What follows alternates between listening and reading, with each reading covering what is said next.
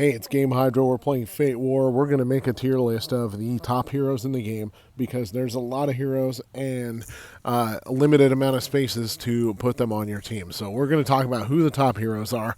Obviously, it's going to be the S tier heroes or S class heroes, whatever. But we're going to rank the best ones out of the S tier anyway. We're not going to do it the lazy way like some other websites do and just say that all the rarest heroes are automatically S tier and all the second rarest heroes are automatically A tier. That's stupid. We're going to compare them to each other. So, obviously, let's talk about first how to get S tier legendary heroes. Miracle Peer, go there. Go to search. Go to special search. That's how you get heroes. And compared to some other games of this type, the S tier heroes make slightly more frequent appearances. So you're either going to spend gems or spend gold star glitter if you have any. But if you don't have any gold star glitter, then it costs 10,000 gems in order to purchase 10 gold star glitter. So those of you who watched our last video, you know that obviously we just blew through a whole lot of gems on the way to those summons, but it is what it is. That's all right. Anyway, it is hero time. So, S tier heroes, we're going to compare not just stats, but skills, because the S types tend to have similar basic stats. Now, it doesn't show what their exact stats are until you actually summon them, but that's all right. So, here we go. So we're going to go over a lot of elements here when we're talking about hero skill or hero rankings, not just the stats, but also skills and things like that. So unfortunately, you don't really get a breakdown of attack versus defense versus speed, etc. But hit the guides button at the bottom left corner of the screen near the hero select, and you'll get to see a full breakdown of what that hero does, where to get it. Now that's not all the locations for it, but where to get it, recommended builds, recommended talents, and recommended skill upgrade priority. That's a pretty good amount of stuff. So when you get a lot of S tier heroes, you can use the recommended builds if you want, or you can go with your own ideas, which occasionally can be better. Anyways, without further ado, here is Vol. Vol is a berserker, or he excels at berserker troop leading. Hunter means he's good at dealing with the Black Forge. Now, most of them are hunters, so this isn't too rare here. Excels at using skills to inflict damage on enemies. So, skills that he's got. He got the Giant Flame Hammer, gathering Ancestral Rage and swinging a hammer toward the target in front, dealing damage to that target and up to 2 nearby enemies. Passive skill increases the rage buildup by 15% while in battle for 5 seconds. Triggers once every 30. For each nearby allied or enemy troop with less than 50%, increases attack of Vol's troop by 1 up to a maximum of 4%. Maximum of 4%. That's not that high of a maximum. However, it is upgradable to a maximum of 16%. That's not bad. Demoralizing strike. While in combat, if the percentage of your hit points is more than the target's, reduces rage buildup of the target by 4. That's pretty legit. High morale. New skill. 50% chance for Giant Flame Hammer to ignore 20% of the target's defense when the hit point of the Vol's troop is above you. Alright, so strong, very strong attacker there, and some very strong defensive skills as well. Not really any support skills, but that was expected for him not to have support skills. We're going to wait to rate him until we talk about Selena. She leads cavalry troops. Expertise is in field combat, highly agile in open field battles with a faster movement speed. And excels at dealing with Black Forge, of course. So, leveling up heroes, that makes them stronger and gives them higher soldier limits, as you probably knew. But without further ado, we will look at the skills. Mist Splitter Arrow. Deals damage to the target troop, damage factor of 2400. and decreases attack by 8% and movement speed by 9% for 2 seconds. Not that long, but still good. Phantom Assault. Attack of cavalries by 8% and their movement speed by 4%. That's a bigger factor than the other one that what's-his-face had, Vol. Engineered Revival. Normal attacks from your troop have a 20% chance to heal lightly wounded soldiers of comrades. Increase hit point of cavalry-type soldiers by 5% and damage to Blackforged by 9%. Valkyrie's Rage. Generate 50 rage each time you use a skill. Alright, so I'm more impressed with some of these skills here than with what was going on with our boy Vol. Now let's take a look at Aaron. After that, we'll compare the three of them. So, Aaron, obviously the stats and the soldier limits are going to be similar per experience level that you gain for them, as well as star level. Now, star level tends to upgrade troops more, upgrade their power and whatnot, more than the regular levels do, as you can see. So, she's pretty much almost even with Selena at this point. Skills include Wind Slash, deal damage to the target with a damage factor of 2400, 50% chance to deal additional damage on the next attack. Damn, that's powerful. Hunting Talent, increase movement speed of cavalries by 3%, and increase damage dealt to axe throwers by 2.5. Swift Maneuver, normal attacks on the troop have a 10% chance to generate 30% rage. Hello. Next, we got Identify Weakness.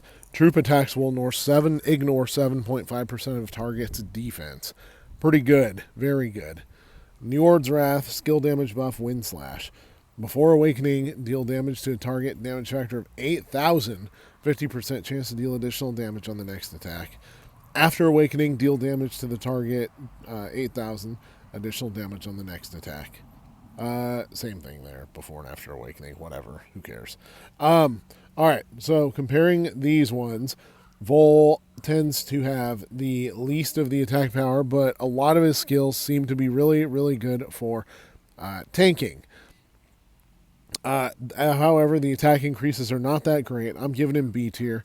I'm giving these two A tier. Aaron and Selena, both of them have significantly higher attack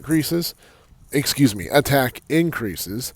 Now, both of them are cavalry types.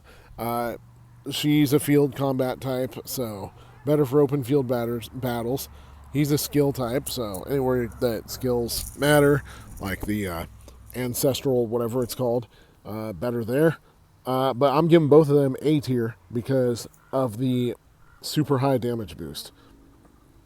Alright, moving on past the rares and the super rares, or the commons and the rares, or whatever the hell they're called. The A tier and B tier. Alright. So now we got Elfwine over here. That's a hell of a name. Guessing what he does on his spare time. Anyways, so he's a balanced. Can lead various soldier types. Hunters. Excels at dealing with Blackforged on the map. And support, this hero can enhance combat abilities of their own troop and nearby allies. So that is going to mean he has a different sort of skill set. Sustain battle, deal damage to the target, 2100. Heal lightly wounded soldiers for 20% of damage dealt.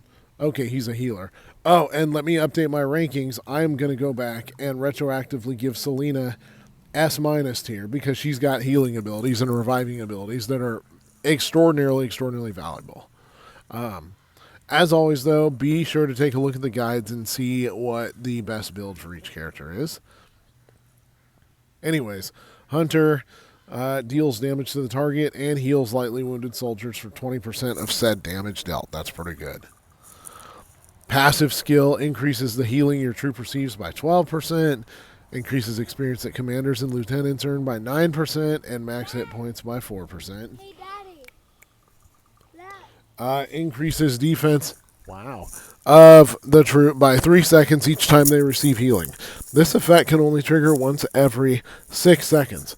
Alright, so troops that are just healed do even more damage here. 15% is not bad, and 6 seconds is a surprisingly long time. Skill damage buff, sustain battle. Before awakening, deal damage.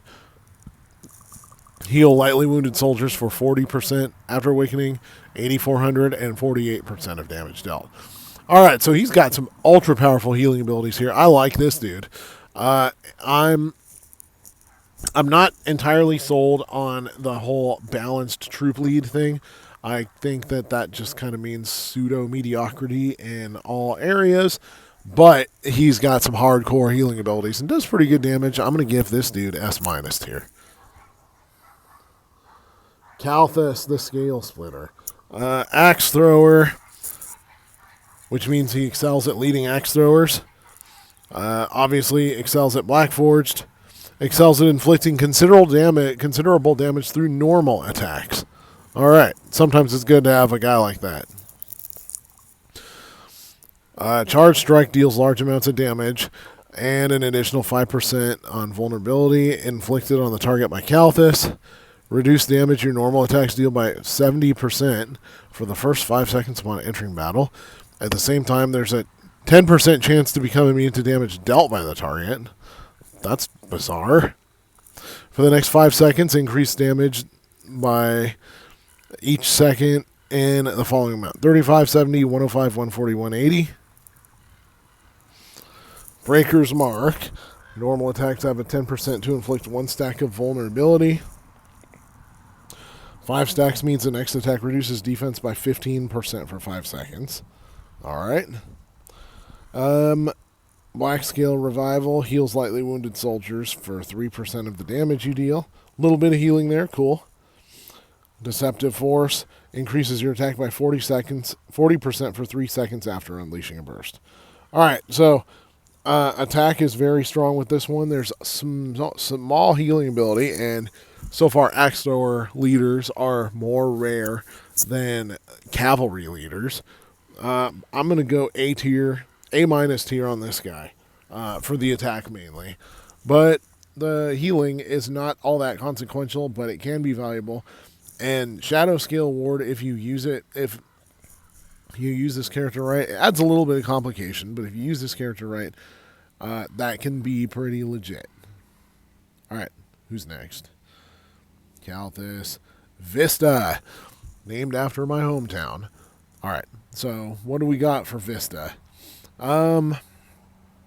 Balanced, versatile, has a wide range of expertise and can enhance troop abilities across various fields. So she's not strong in Black Forge battles or garrison activity or any of that, but she's not weak in that either. Okay.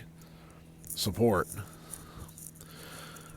Season Bestow reduces attack of enemies by 18% and increases attack by comrades by 18% for 3 seconds.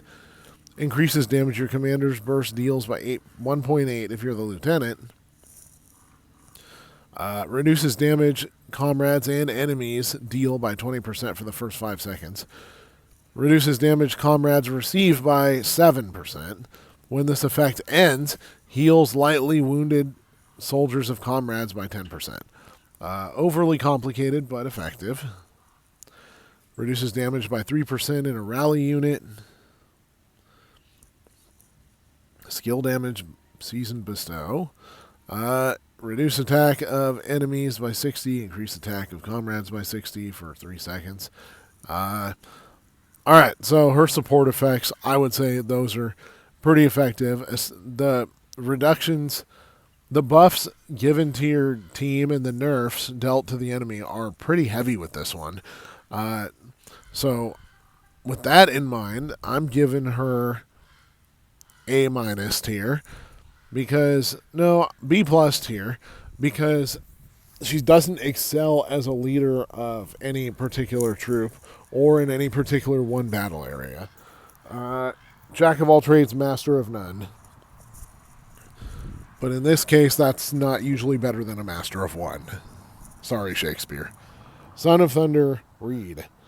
Looks like an old school biker type of dude, except medieval. So, Berserker leader, garrisoning and defending against enemy assaults.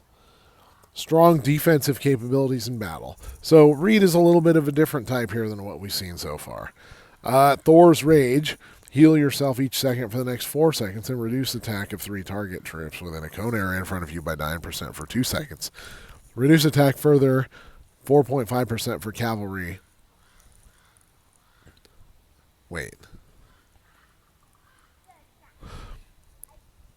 Okay, reduce attack by a further 4.5% for cavalry soldiers. I guess enemy cavalry soldiers, not your own. Shield Bearer, increase hit points of your Berserker types by 9% and defense by 3. Hold the line. Reduce normal damage your troop receives by 9%. Increase your counterattack damage by 7 in garrison. Reduces damage your troop receives by 4% when they're in garrison. 10% chance to heal when counterattacking. Heal factor 700. Only triggers once every 6 seconds. Each time you use a skill, increases damage your troop and 2 others deal by 15% for 2 seconds. Alright, so short boosts and some self-healing, but not really any healing of others. But overall, the garrisoning strengths and the defense are skills that are kind of rare among heroes in this game, even among S-types. So I'm going to give Thors Rage over here. I'm going to give Reed a plus tier, just because of the rarity of his skills. Different uses for him than for the other heroes. Let's go with Carl, who looks like a Viking demon. Leads the Berserkers. Versatile defense type. Okay, so bit of a mix of some skills that we've seen already. That's cool. Fire and Brimstone deals damage to the target by a damage factor of 3,800 base damage is just stupid. That's pretty good. And reduces their hit points by 8% for 2 seconds. I'm already impressed. Passive skill increases the attack of Berserkers by 6%. 5.5% of the damage absorbed by shields is dealt to the enemy.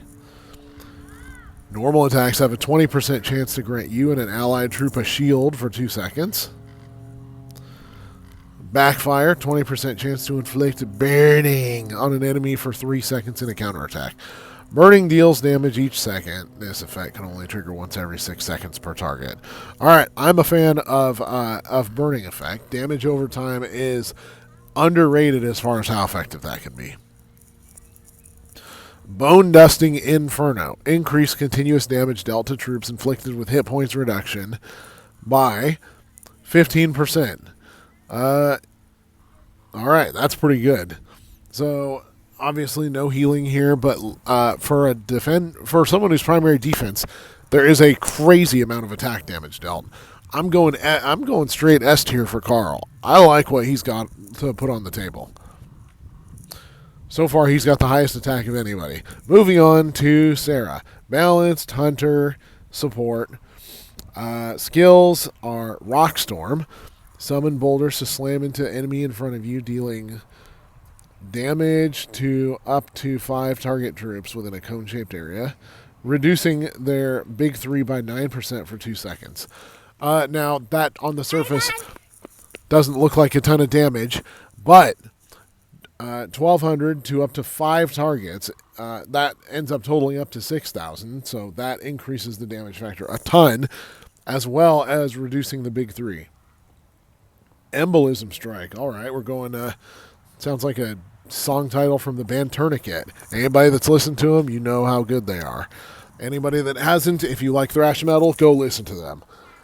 Anyways, increases damage your troop deals to the Black Forged by 8%.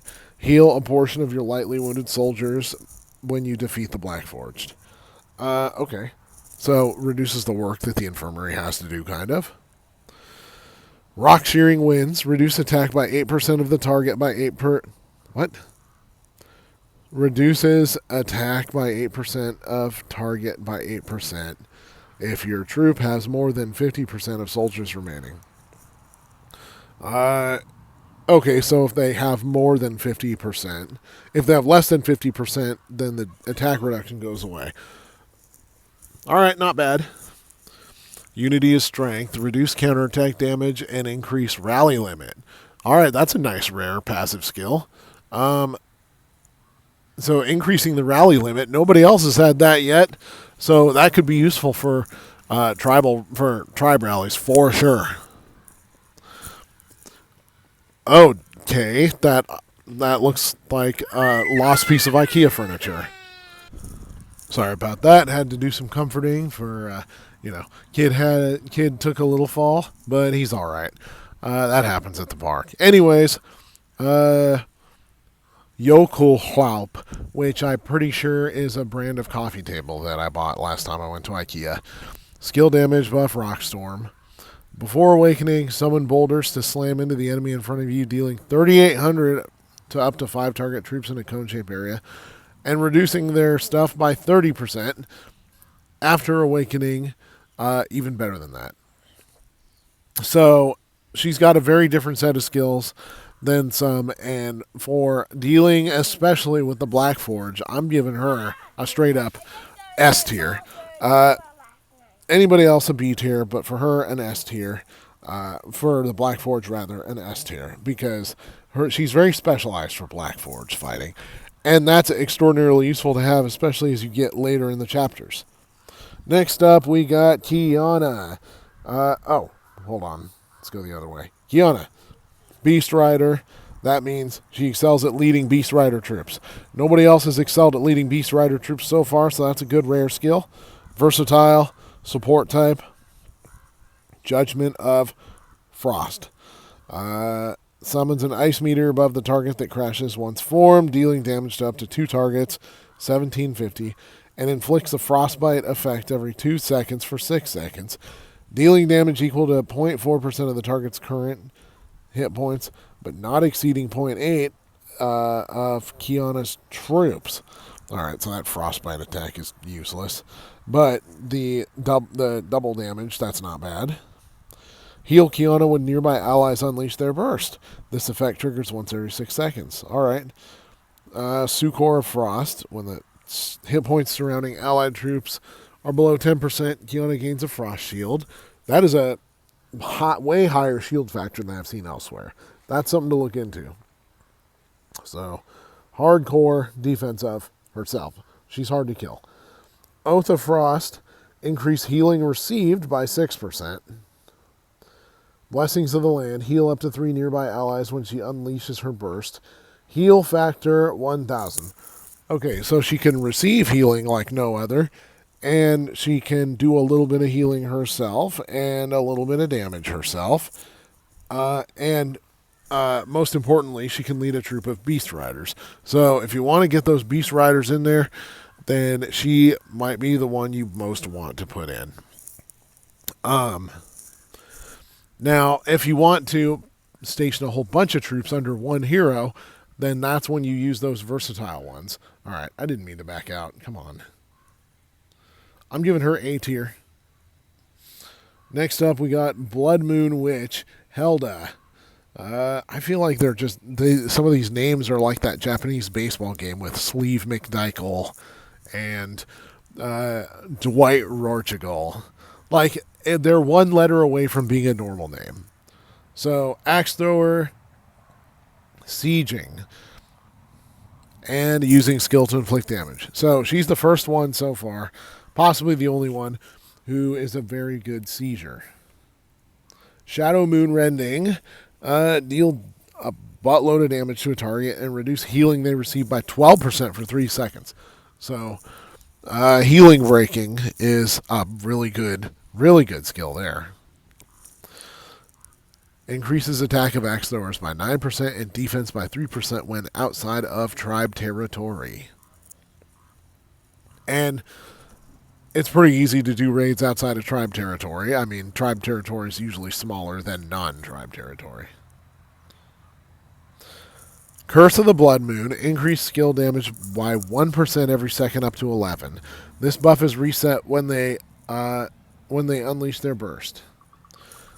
20% chance to deal additional damage to the enemy.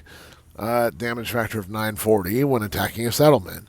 Healing impairment, skill damage buff, Shadow Moon Rending. Before awakening, deal an absolutely freaking ridiculous amount of damage and reduce healing by 40%. After awakening, even better versions of the same thing. Alright, so in addition to the sieging, her damage is so far second to none. So I'm going S tier for Hela. Alright, next up you got Reinhardt. He leads the cavalry like so many do. He is a hunter like so many are. Field combat, highly agile, faster movement speed. So pretty basic so far. How is he touching the blade of that sword without cutting his fingers? That sword must need sharpening. Battle Mania, deal high damage to target troop, 2850. That's decently high. And grant one of the following buffs to the hero's troops at random for 5 seconds. Bloodlust, Fervor, or Breakthrough. Not bad. Not the best, but not bad. Forceful Strike, deal 15% to Blackforged, additional damage. Passive skills, Battle Fervor, movement speed and attack are up for each buff on this hero's troop, maxing out at 7.5 each way.